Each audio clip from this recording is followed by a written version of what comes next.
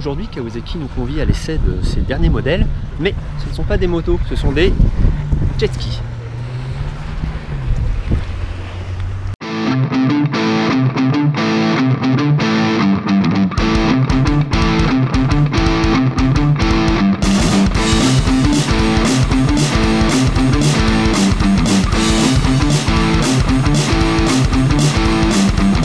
Quel rapport avec la moto?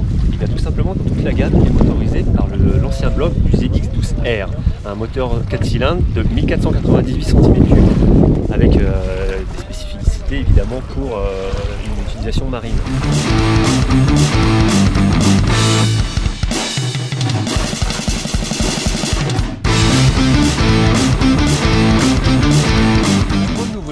Kawasaki, c'est le grand retour du SXR, qui n'est plus motorisé par un 2 temps, mais donc par le même bloc que les autres. Alors c'est un jet à bras qui demande beaucoup plus d'expérience ou de travail en tout cas pour en tirer un petit peu de plaisir ou la quintessence même du produit. C'est quelque chose de très performant. J'ai eu pour ma part donc, un petit peu de difficulté à le prendre en main puisque c'est pour moi la première fois que j'utilise des jet skis et donc a fortiori un jet ski à bras. C'est un engin qui est très performant, très agréable, qui finalement se révèle assez accessible même pour un novice. On parvient assez vite à se mettre debout. Après pour tourner évidemment il faut avoir un peu plus de temps pour travailler les mouvements, travailler l'équilibre, mais somme toute ça vient assez rapidement.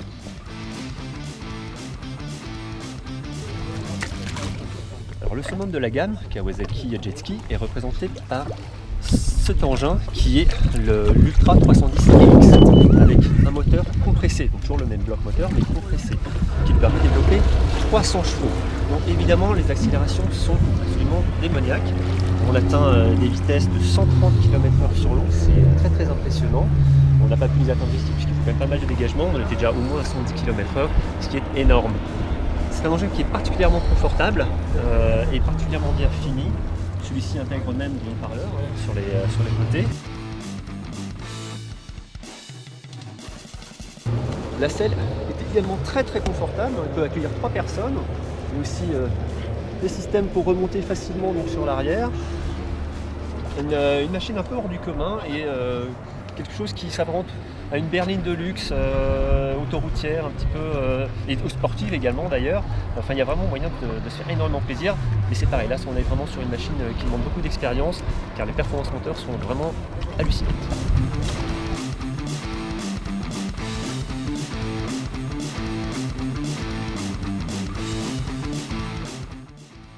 Voilà maintenant sur le Ultra Helix qui est le milieu de gamme des jet skis Kawasaki. Alors une machine qui est un peu moins joueuse que le STX15F mais qui est beaucoup plus facile d'approche que l'ultra haut de gamme qui est donc l'Ultra 310 Helix Kawasaki.